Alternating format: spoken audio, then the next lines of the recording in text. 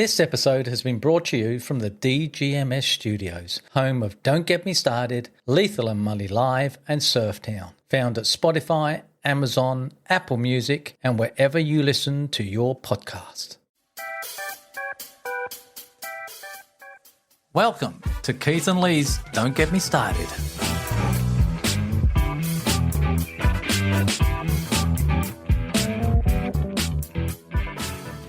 Hi, I'm Lee. And I'm Keith.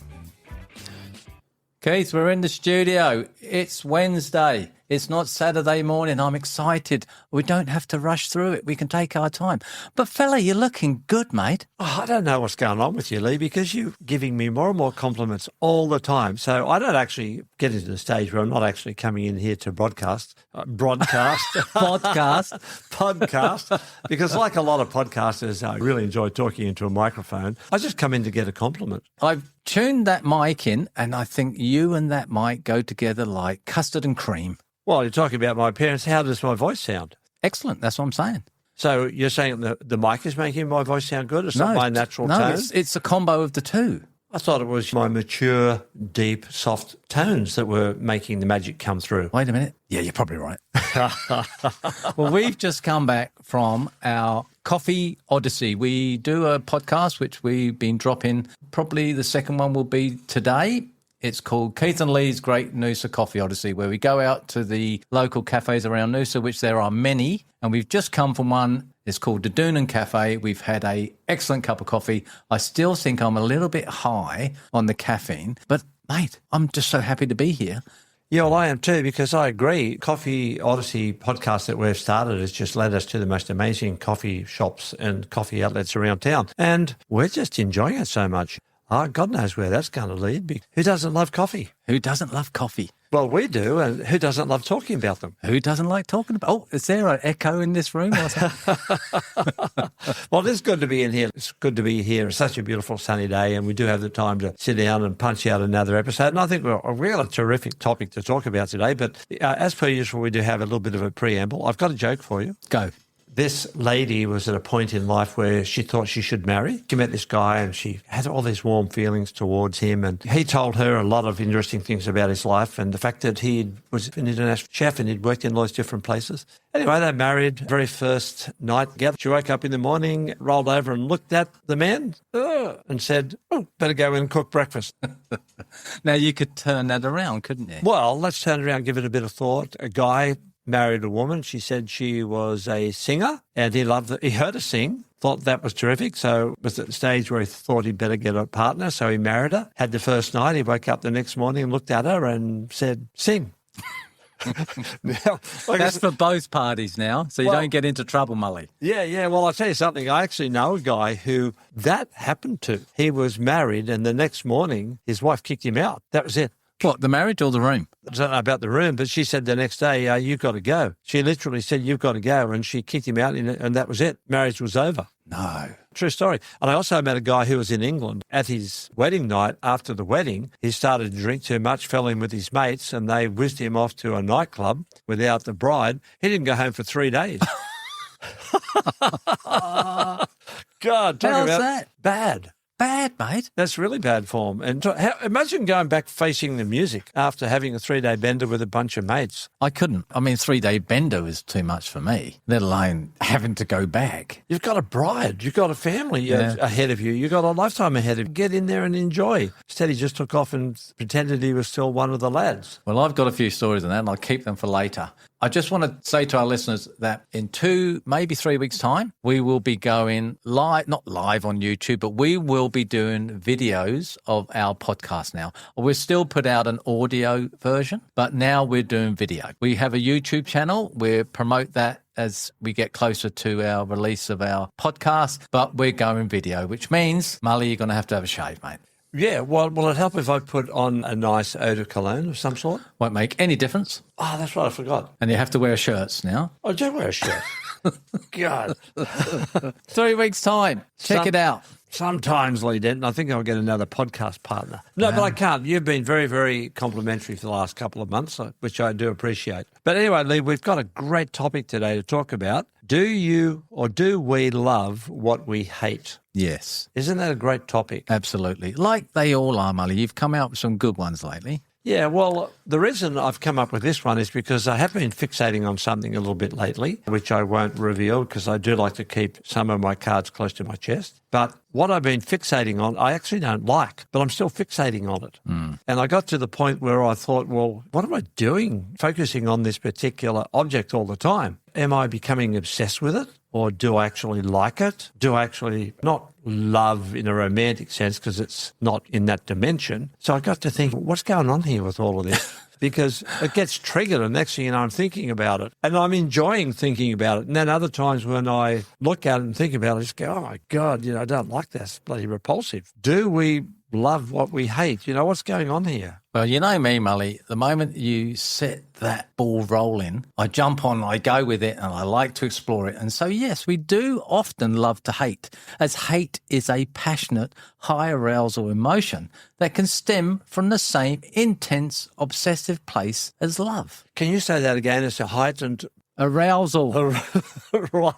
I love the fact that we can invent words. Let's do this again. So yes, Molly, we do love to hate, as hate is a passionate, high arousal emotion that can stem from the same intense obsession place as love. Rather than being its opposite, which is indifferent, may hate what we once loved due to betrayal or hate to feel a sense of unity, protection and control. So it's just what you just said then. We love to hate it, and it does get you going. And then you realise you don't like to do that anyway. It's a juxtaposition. Absolutely. On your feelings, but it's still coming from the same place, an obsessive place. But it gives you a heightened sense of arousal in your emotions. High arousal emotion that can stem from the same intense obsessive place as love. Look, we're not certified psychologists, but geez, you could unpack that, couldn't you? Because some people get pleasure out of pain. I wonder if this It's a fine line. I wonder if there's this yin-yang black and white thing going on here, which sounds like it obviously is. How could you get pleasure out of pain? Pain's awful. I certainly don't get pleasure out of pain, but I'm getting some sort of stimulation out of this thing that I'm focusing on, which I wished I wasn't. But then again, I'm enjoying it. It depends on your pain level. A lot of people can take a lot of pain and not accept it as pain. Or you get a lot of people just touch them and they go, ow! It's just that emotional side to it. Some, like we've just saying, is the arousal of it. So it's the feeling that you're getting out of the stimulation. Comes from the same place. Juxtaposition, yin-yang, fine line between love and hate. So it could actually turn you on in that sense, emotionally or feeling-wise. Along that lines, what you're thinking, absolutely, it does. Because passion and intensity, like hate is not passive. It requires high cognitive energy, similar to love, making it passionate, although destructive, and it is emotional. Doesn't that sound contradictory? So according to what you're saying there, hate can become so strong it's a passion. Passion and intensity, yeah. And it's that passion, that intense passion that makes you love that thing. So you're actually, the hate is feeding you to love. That sounds weird, doesn't it? Well, when you think about it, if it's coming from the same place, not really. Again, we're looking at love versus hate or hate versus love. It comes from the same place. It's just labelled differently. Well, it's kind of weird. And I guess it does explain a few things because a lot of us, or most of us, are familiar with Stockholm Syndrome, which is when somebody who's been made captive by an abuser or somebody who wants to take them as hostage, they develop a psychological bond towards that person. So instead of feeling outraged because that person has kept them away from their personal life and their liberty, they're prisoners, they actually start to develop psychological feelings towards them of sympathy, strong bond, in joining, perhaps even love. So everything sounds weird here, but... Well, it could be self-survival as well. Well, that's interesting, isn't it? Because, yeah, if you are taken captive, not only just by a person or a gang that's taken you captive, you can be taken captive by what you're obsessing on. And so, like in my case, I'm not quite obsessing on it, but I'm focusing too much on it. So therefore, it's taking captive my attention. Or your thoughts. Or my thoughts. Or my focus. All that. So therefore, somehow or other, as a natural instinct of survival, my body is releasing some sort of endorphins within me so that I kind of don't feel repulsed. Aren't our bodies an incredible piece of machinery? Absolutely. Let alone our brain that gives you those emotions. The brain has no pain. You can do anything to the brain, surgery, and it feels no pain, but the rest of the body feels pain. I know that's amazing. Well, boy, we could really open up that connection. But I'm just thinking, let's take this one step further. If you actually love what you hate and you actually act on that love, wouldn't that be repulsive? Love and hate are often interchangeable because both signify deep attachment. When love turns to hurt, it frequently manifests as hate. Well, that's twisting it in another angle altogether, isn't it? But that's the point. It's the road you're going down, we could turn it opposite. And hating together creates social bonds, while personally, it can act as a defense mechanism to protect self-esteem by creating a scapegoat. Well, yes, protecting self-esteem. So again, the thought I just dropped a minute or so ago, what if you act on embracing whatever you're focusing on that you love, hate? And then what sort of consequences will that bring into your life? But that's only a time frame until it turns, if love turns to hate or hate turns to love. Yes. It's a time element. Yes, but then that's a result still at the end of that time period, whatever it is, and then you have to live with the consequences. Yeah, kind of a bit like the road to hell is paved with good intentions. It's a brilliant saying. I'm going to do the right thing here. It turns out to be hell. Hate something and you're fascinated with it to the point where you embrace it. That's hell. Oh, I shouldn't be here. I don't want to grab this thing. I don't want to bring it into my life. Well, stop focusing on it. But what you were saying, you're going to keep it close to your chest. So is it one thing or is it multiple things? It's one. Just one? Yes. You don't have multiples, obviously. No. I have multiples because this grey matter in my head works double overtime. And it's just distinguishing between what one to either love or hate first. Gosh, you're a busy man psychologically, aren't you? Interchangeable, though, because that can change. Like I said, a time element. For me, it changes because like you've loved surfing all your life, that passion. There's people that, when I used to go skiing, people would either love or hate it. That would be the thing. You either love it or hate it. Like surfing, you just love. You have a passion for it. Other people hate it. They can't abide it. Why is that? Well, I don't know, but I went skiing once and I hated it. There you go. I love skiing. There's the thing. Now, I don't hate surfing. I've tried surfing. It's as hard as hell. Yeah, it's difficult to do. I've taken a number of adult surfing. They find it very difficult because the surfboard is unstable. It's a bit like trying to ride a push bike if you're an adult because you've got a very thin breadth of tyre that you have to balance on. And some people have been riding all their bikes all their life. They just got on the bike, off they go. But if you haven't been riding and if you haven't grown up riding and you start doing so as an adult, then you think, oh my God, this thing's difficult. Same as surfing. But that's what I love about your passion for it. It's ongoing. You haven't stopped. It's been the same and grows and intensifies. I don't have that in my life. I do love things and I do get into them,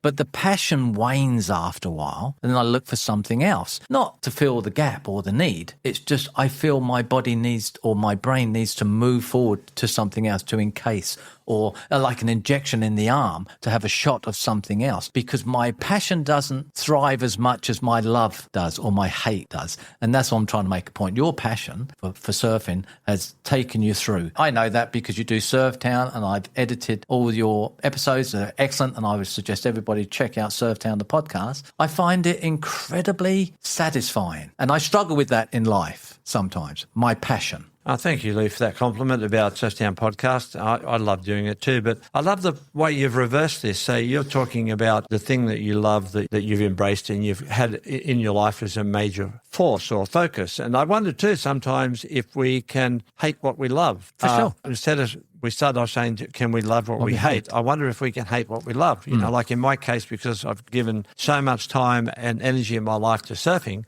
I wonder if there are times when I should hate it because it's taken me away from other things that would have been much more beneficial to me in terms of, say, material gain, relationships, or whatever. Again, it's that yin-yang thing, isn't it? But it's the thought process as well. That's what I was trying to say. And there's a time element. You don't have that with surf. It's going to carry on until it doesn't carry on, which I admire, which I look, not just you, but other people that have that lifelong passion. I wish I had it in some shape or form. I get to the point now where I go to a point and I think, oh, I've lost it. It's gone. It's waned. I must have mislaid it somewhere, or it's been taken away and I haven't noticed. And I just hope it doesn't happen with what we're doing here, because I have a passionate relationship with what we're doing. and I hope it stays for a long time. Well, I'm sure it will, Lee, because I think you're a natural-born podcaster, and as the tech guy who's built this studio with the most amazing equipment, I can't see this being something that would diminish in your life at all. I think you're born for it. I hope not, mate. Now, getting back to what you just said about should I have disliked the surfing because of what it's taken away from, I have another thing here, which is called protection of values. We often hate what threatens the things we love, making hatred a misguided yet protective expression of our deep values.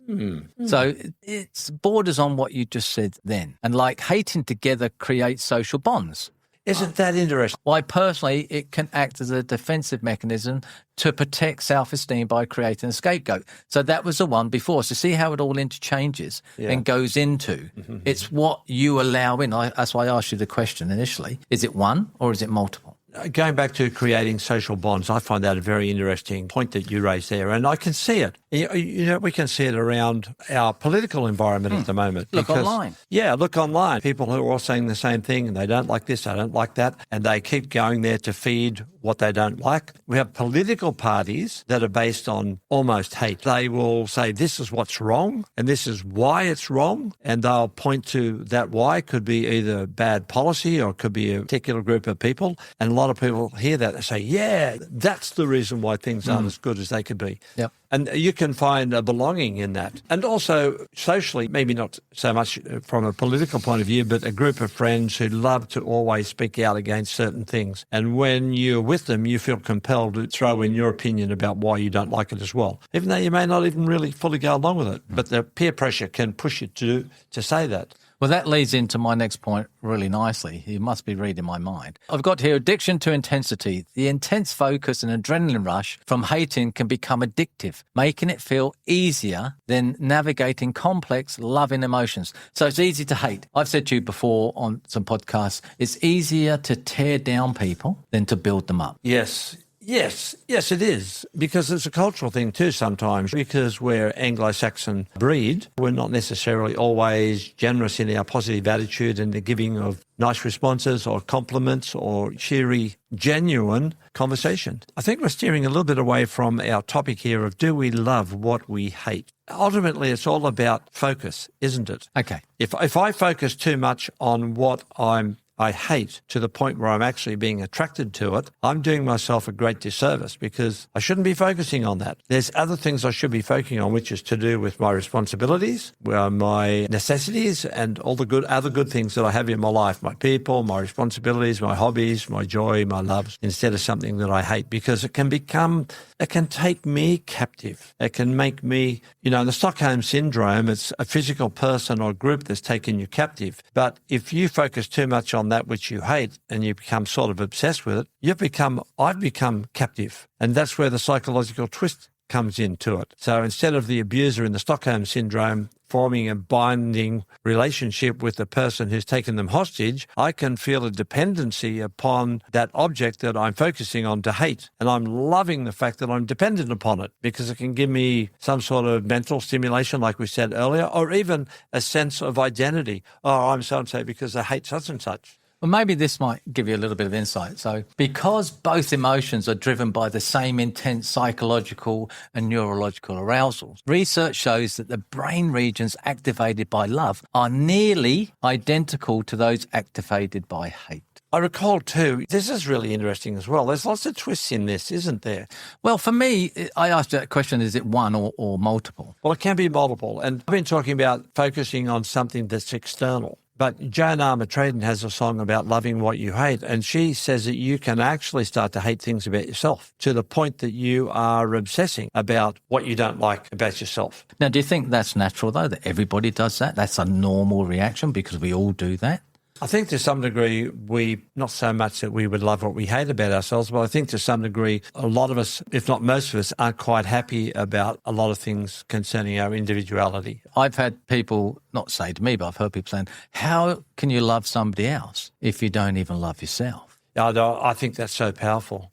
So true. Yeah, that's where I sort of stand from. I have a lot of work that I have to do to myself, and I do beat down on myself. And I've said this before. My wife said, "Don't say that. Don't be that person to yourself." And I remember watching the movie The Beautiful Mind, because if you watched it, you understand that he was spoken to, created these different personalities. He got through it and he was asked, do they still talk to you? And he looks over to his right and there's the three of them just standing there together, kicking a stone with hands in their pockets. He said, yeah, they're still there, but the difference is I don't listen to them anymore. Yeah. No, that's really important. And because in Joan's song, she said, you're looking in the mirror, you're seeing what you don't like, or you're thinking about yourself and you don't like, but I love you. So we can become so focused on ourselves, we don't realise how attractive we are to maybe other people or one particular person.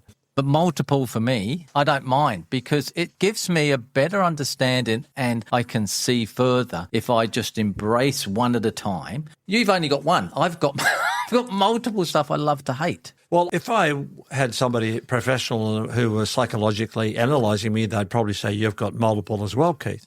But the reason and a whole lot of other stuff, why I say I've only got one is because lately, as I said, I've been finding myself focusing on this particular object. And it's just something which is like, oh, stop it, Keith, stop it. It just gets into my thinking. And whenever I see it, it's like, oh, yeah. And it's like, no. So I've got this twist going on there. So yeah, but it can evolve with sport. You love to hate a certain team or a certain individual.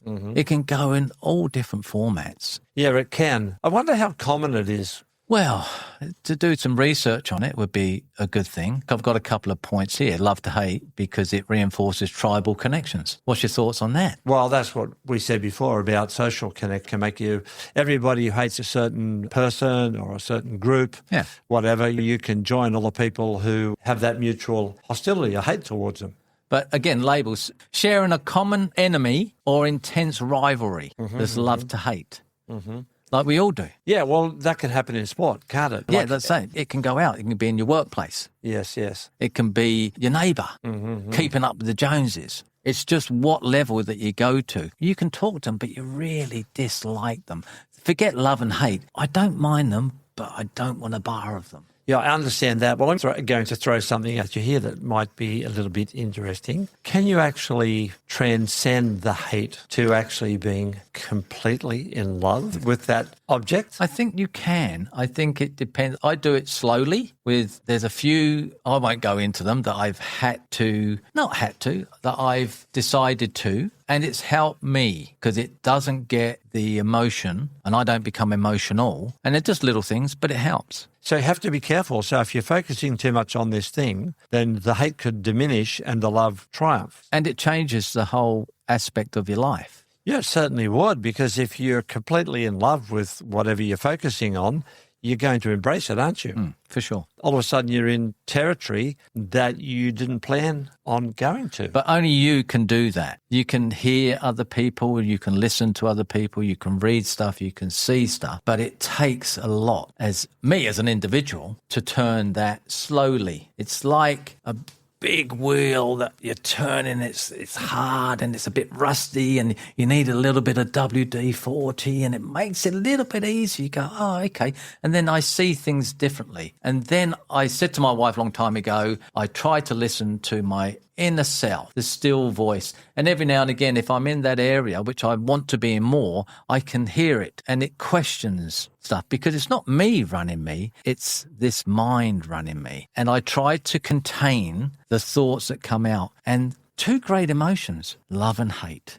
Have you ever found yourself in a situation where the love of the thing that you hate has completely taken over? And yes, and vice versa. Like we've done a podcast before. So I've been a bit general here talking about focusing on an object. So this love that is developed could be a person. So you could hate a particular person, but focus on them so much you actually end up falling in love with them. It's bizarre. There's school's one where you just hate that person, then 3 weeks later, they're your best mate. Or you could hate somebody and you end up marrying them. How about that one? Or you could love somebody, marry them, and end up hating them. It's just the same thing. But it's down to you or me as an individual to acknowledge that, is to take it on board, work with it, beat it up, throw it around, and then see what comes out. Is there anything you can hate? Like I said, everybody go, oh, I hate that. I hate this. It's an easy word to say, but love, that's a bit, you'll open up yourself a bit, be vulnerable then. Oh, love. Just asking another question here, because we're talking about hate and love, but getting a little bit off our main focus. It's generally accepted that we should have love in our life, because we know how powerful it is and what it can do to others and what it can actually bring to you. So if we ask the question, is it good to love? There's an obvious answer to that. But here's another question. Is it right sometimes to hate? Yeah, I think so. It's protecting your relationship, your marriage, your children as a protective mechanism. Sometimes I think what we value is threatened. In that sense, we hate because we love something so deeply. Yes, and also I would think it is okay sometimes to hate because you have principles and you've seen certain things in your life broken or certain things being broken and you hate it. You're talking about yourself, or are you looking at external objects? Oh, both. I mean, I wasn't primarily thinking about myself, but certainly if I turn the focus back inward on myself, yeah, it's easy to see certain things. Yeah, because I hate some of the things that I've done, for sure. Oh, yeah. Well, I'm not talking about what I've done. I was talking about what I am and what I'm capable, how I operate sometimes. Because if I look back over what I've done, geez, how much time have you got? That's what you have repentance for, isn't it? The Catholics, I think, have got it right there. They've got somebody to confess it to. Geez, if I was a Catholic, I'd wear the priests out. You know, like, geez, can you go in there, Father? That place I'm falling asleep listening to it all. What we've been talking about is, do we love what we hate or hate what we love? And gone off topic a few times. What would you put it in one sentence now that we've gone through this that you're trying to bring across? I'd say, yes, we do love what we hate, but I'd say it's all about the importance of focus, and that word, which for many years I've struggled with, and that's balance. I've lived some extremes in my life. You get a lot out of it, but ultimately it's not sustainable. You have to come back the other way. The pendulum always goes far to the left and then far to the right, and ching, ching, ching, swings away until finally it settles in the middle. So which is, of course, in the middle. And I've most of my life not wanted to be in the middle, but sometimes you have to go there. It's all about focus, making sure that your focus or my focus is healthy. And if there's something that I hate, that I'm not looking and focusing at it all the time, and it's like, just brush it aside, because I don't want to fall in love with that thing. And I don't want that love to empower me to do something that I will regret. That's what I'm taking out of all of this. Yes, we can fall in love with that which we hate. And I don't want that to be something that takes control of me. So do you think hate is the opposite of love, or love is the opposite of hate? Why? I think the answer to that is yes in both cases, because they're so equally powerful and they belong to each other. But what would you put first? Well, it doesn't matter. Because you said, do you love what we hate? Yeah, well, that's the question that we're wrestling with here today. I think it's a different dynamic. So the opposite of love is not hate, but indifference. Therefore, harbouring hatred for someone or something signifies that they hold a powerful place in your emotional life. Yes, and that's what we've been talking about here. That can take you captive. That can physically take you captive, or it can take over your thought process. It can cause an emotional breakdown, a panic attack. Yes, because it becomes a psychological thing dealing with our feelings. Becomes too much, emotional breakdowns. It can be, Lee. It can. But unfortunately, not today, Mully. No, I'm not going to have any sort of emotional breakdown here or get psychologically dependent upon the thing that I'm looking at too much, thinking about too much. So this has been a little bit cathartic for me to be able to say, give myself a bit of a slap around and say, wake up there, Keithy boy, time to get your eyes somewhere else. Yeah, I think for me, it will be a lifelong challenge. I think about multiple things. I do love information. It does sometimes encroach my life too much, but I seem to sift through it a lot quicker now than before. Good. But until that time, Mully, until I become an emotional wreck. Or emotionally balanced and a rather stable and mature fellow. I'll leave you the last word. Well, Lee, love or hate it. You hate giving me the last word. No, I don't. And I love it. And I love having it. As always, Lee, look, it's just great to sit here and throw these ideas around. And one of the things I take a lot of heart is that we just are two ordinary guys just talking about life. And we're not here to give advice to anybody, but to perhaps prompt somebody to think, oh, okay, what those guys are talking about is something that I can take on board and I can think about myself and maybe get something out of it, even if it's just, oh, well, it's just give me a little bit of of stimulation for the last 40 minminutes. Who knows? They probably love to hate to listen to us. Well, I hope not. Everybody else is tackling the big things, the geopolitical situations that we're in and the change. So much change is going on in the world. It's unbelievable, not just politically, geopolitically with technology, and heard about a new form of energy that may be coming in the very near future. We're not sure about it. We heard it on through a guy who's picked it up on the internet. We've done a little bit of research and something's going on there. Is it going to be an energy revolution? There's so much change happening at the moment here in March 2026. We're certainly living in interesting times. We are, that's for sure.